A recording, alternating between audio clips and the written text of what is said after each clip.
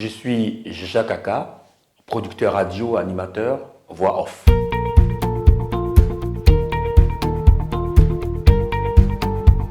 La voix off, c'est la voix d'une personne, c'est la voix hors champ, c'est la voix qui n'est pas à l'image.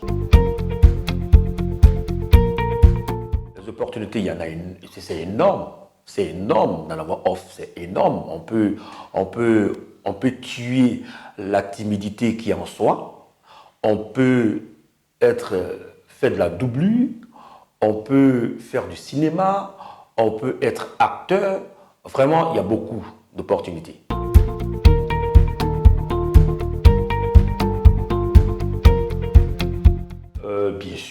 Bien sûr, il y a beaucoup de boulot dans la voix off. Il y a tellement de travail.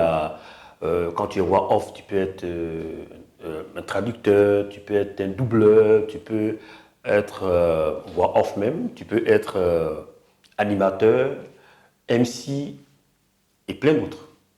Il y a du boulot dans la voix off.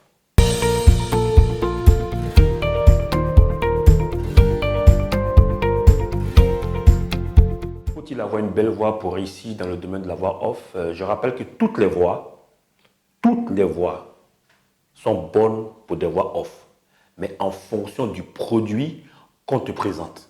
Si on te demande d'être un comédien sur une vieille femme, tu es obligé de faire la voix de la vieille femme. Quand tu es un bon comédien, tu peux avoir de l'argent, mais toutes les voix peuvent faire des voix off.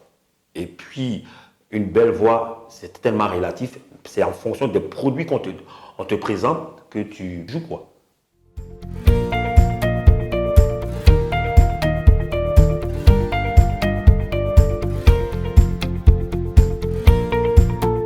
Je m'adresse spécialement à la jeunesse, à tous ceux qui sont dans la filière RHCOM. En général, ils sont jeunes et pour être un directeur des ressources humaines, il faut avoir un certain âge pour pouvoir diriger un gros personnel.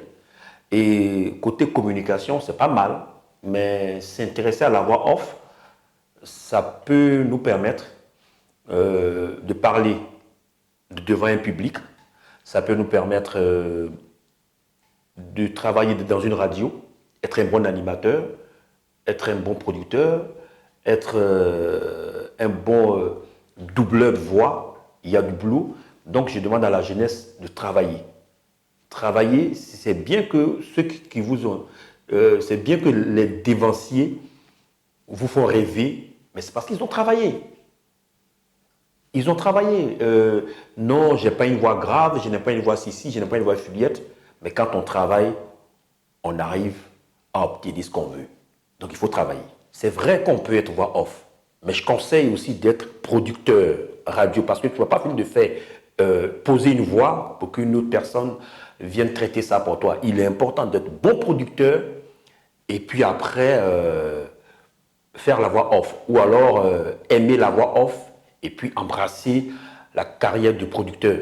Et ça, c'est très important en matière, quand on veut rentrer dans le métier de voix off.